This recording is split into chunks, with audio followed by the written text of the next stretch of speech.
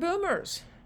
No area of modern life is more effective in promoting the fear of death than our own modern medical establishments, the pharmaceutical industry, the healthcare industry as a whole, and hospitals in particular.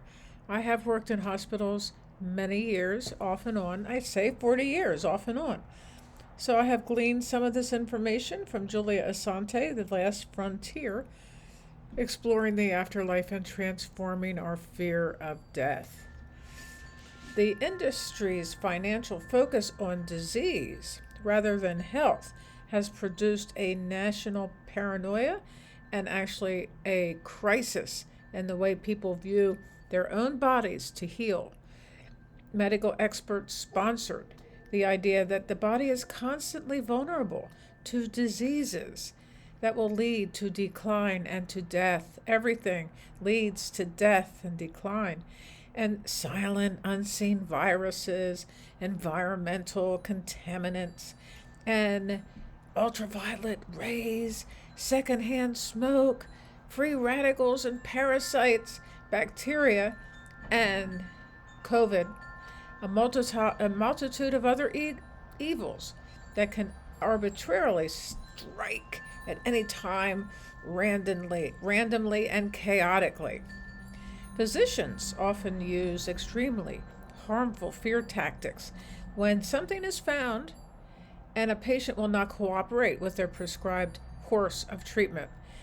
That really freaks out the physicians.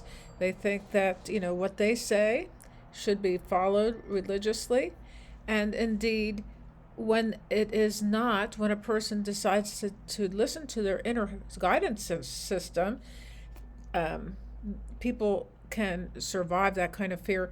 But fear tactics also work as hypnotic suggestions that actually, in and of itself, can promote disease. Now, I have been an uncooperative patient in my life, and I have known doctors who are very, very resistant to me having my own mind about my own body. The mammograms are something I had shied away from until recently. I did get one, and it was normal, but it's not always normal, that's for sure. And there are other conditions that can alarm a physician to say immediate or sooner than immediate or later than immediate surgery is required, and they look at these masses as some sort of foreign entity that needs to be removed, like in a war. And so what are you going to do? And then they'll tell you the horrendous procedures that are used to get rid of these offending agents. And the patient listens to this, and she or he, especially with breast cancer, either goes along with it and thinks that that's the only way they can survive. But it's just not very effective to talk to people like they are, about to die. And it's better to just lead them into it if that's the case. And our doctors do feel responsible for us, and that is why they act the way they do. So we have to have compassion for them. They've been trained in the allopathic school of medicine. So many of us have, especially in my generation, and we have had a foundation that is with homeopathy, natural remedies. I recently had a fall and I used arnica, which really did help, and it's still helping. So, to talk about tearing out a thyroid or the uterus, or tearing things, surgically excising a mass in the lungs or the breast, it makes you feel like the body is not it's a foreign, your body is foreign. You feel like your body is not your friend. And you must be under constant watch over the body because it is not something you can trust. So, we have to have self-control when it comes to looking at our body. We have to mistrust everything. If you mistrust your body, you might as well realize that you're just paranoid and you might mistrust everything. So, if we fail to eat healthy, if we don't get regular exercise, if we drink too much alcohol or smoke cigarettes, we are told we are dooming ourselves to an early death. But there is a case of a woman in southern France who lived to be 122 years of age. She's the oldest documented supercentenarian known. Her name was Jean. She had remarkable longevity and health, was largely attributed to her quality of life, of her quality of food, and how she did not buy the idea that of the negativity surrounding her own body. And the medical sciences say that if one person had a disease in your family, then they look for the disease in you.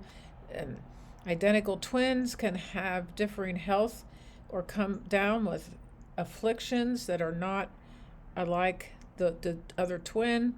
And despite having a natural genetic makeup and eating the same food, no one else in these people's families lived to, anyway, Jean did not have anybody live to be 100 in her family. She ate 2 pounds of chocolate a week until the age of 119, and she loved her wine. So this wonderful Jean was physically very alive. She took up fencing at age 85. She started to ride her bike at age 100. And she did it for fun. She didn't do it for exercise or driving herself, but she was doing what was right for her spontaneously. And it was not until she was 119 years of age that she quit smoking. Now, the factors that led to her long life lie outside currently accepted medical knowledge. That's very interesting.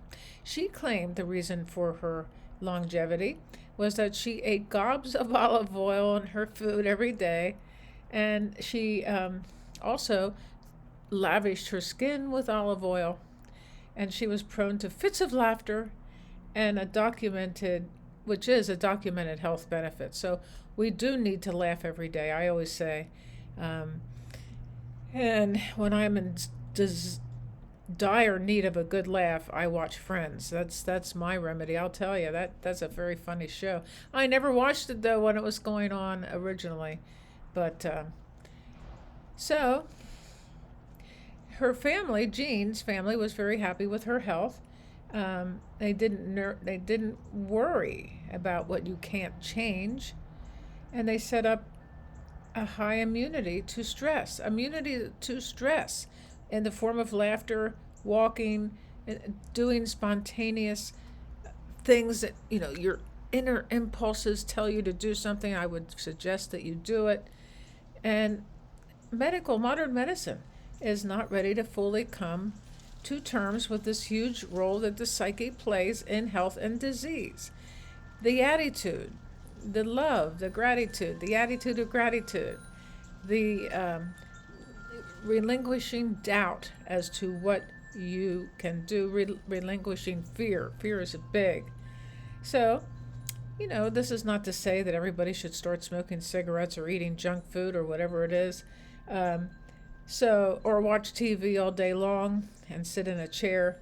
But what we do need to do is to trust our bodies. Listen to what the body is trying to tell you. And not panic if you are given a diagnosis that is bound to create fear. The body will pick up your cues automatically, and it will do what is good for you, like my dogs My dogs know how to die too. I've had many, many dogs who are not afraid of death. In fact, I don't believe there is such a thing in the animal kingdom or queendom. They know when they're going to die, and they might crawl into the bushes or go somewhere to die. Um, I've had two dogs. I've had many dogs do that, but two dogs in particular died like that at my house. I just stayed with them, like sitting by the deathbed with my dogs, and that when the time came, I hugged them and I loved them. So we do what is good for us, not because we were afraid not to do it. We do what is good for those in our lives who are dying dying with love, instead of forced regimens or guilt for the lack of what might be in our lives. We instead try to get rid of guilt and fear, by the exercises of breathing and meditation. If you feel like getting up and taking a walk, that's good. Or if you need to take a nap, that's good. There's a lot of bad energy surrounding naps in this society. I've talked about it before. Naps are some of the most glorious, peaceful, relaxing things you can do. And naps are looked upon as being lazy. But when you calm down and when you pause and don't do anything or seemingly anything, but you are relaxing, breathing, you are actually promoting giving a signal to the body that you love it and you want it to rest and you want it to heal. And also, people who are ill would probably, in many cases, gravitate to animals to lower their blood pressure, to lower their stress levels. There's nothing more wonderful than hanging out with my dogs and having them just sit with me. And sitting with me in a dimly lit room, to me, is really very wonderful. So the pets do lower blood pressure, and they make me laugh. Maso is the funniest little creature I've ever met, although he takes himself very seriously. So the most healing thing, that the body is healed at best, the best times are in the early morning when you are in REM sleep or just sleeping very deeply. And that is the best time to heal the body. When you have no control over it, you're not trying to control it. And we have to develop a trust in our body's own ability to heal, and our bodies, that there are healing agents all around us that can help us. That's outside the pharmaceutical world, but pharmaceuticals have their place, don't get me wrong.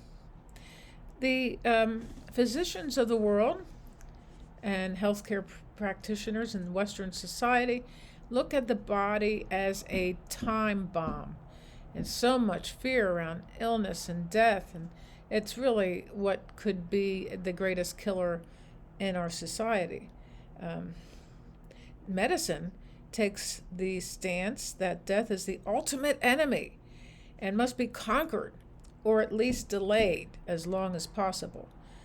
A person who overcomes a death-threatening disease is admired as a fighter. And the most common metaphor for death is losing a battle against, say, a form of cancer or lung disease or what have you. Death is considered a failure of the body, and the mind and the will are disconnected from it and our thinking. When we see death as a conflict between the body and the will, rather than as a cooperative effort between the two, the body and the will, doctors team up on the side of the will and take control of the body, severing it from the personality, and it is no longer your body if you put yourself entirely in the hands of the authority. And ideally, the best doctor in the world are the ones that work with you in communicating your body, who help you communicate with your body and help you accept death as something that is a wonderful, wonderful, natural part of life. So, eventually, even your will is subsumed in the medical agenda. Your body becomes an object in medicine, unless you have found a practitioner that works with you, as I just said, and they are there.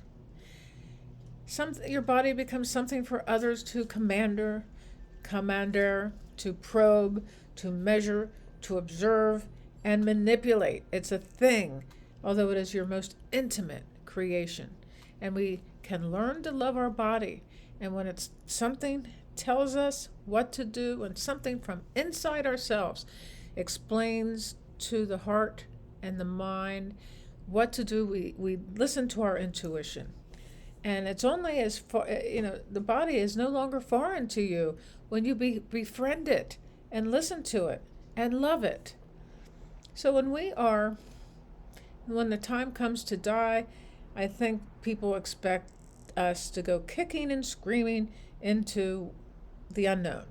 And medicine is not entirely to blame for its production of fear, because the Hippocratic Oath says, first, do no harm, and this should not compel us to go overboard.